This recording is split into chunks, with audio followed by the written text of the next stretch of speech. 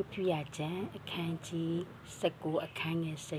18တင့်အမျိုးသားချင်းတို့သည်တင့်ကိုပြစ်မှားလျင်ကိုယ်တိုင်အပြစ်နှင့်ပြန်၍မတုံ့ပြန်ရအညိုမထားရ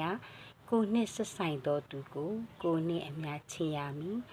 ငါသည်ထာဝရဘုရားဖြစ်တော်မူ၏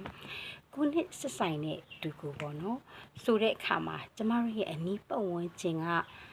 သူတွေလာမကကျမတို့နဲ့ဆက်သွယ်နေတဲ့သူတွေအားလုံးကိုဆိုလိုခြင်းဖြစ်ပါတယ်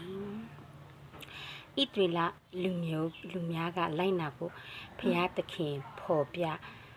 ပေးခဲ့တဲ့အမိန့်ပေးခဲ့တာမဟုတ်အမိန့်ပေးခဲ့တဲ့ပညာကိုပေါ့နော်ခရစ်တော်ကရှမဿဲ20အခန်းငယ်30မှာထိုမှတပါကိုနှင့်ဆက်ဆိုင်သောသူကိုနှင့်အမျှချစ်လို့ဟုသောဒုတိယပညာပထမပညာနှင့်သဘောတူ၏တဲ့နော်အဲ့လိုပဲနောက်ပြီးမှဘာဖြစ်လဲဆိုရင်ရှင်ပေါလုကယောမဩဝါဒစာအခန်းကြီး73ခန်းငယ်9မှာအကြောင်းမူကားသူ့မယားကိုမပြစ်မှားနှင့်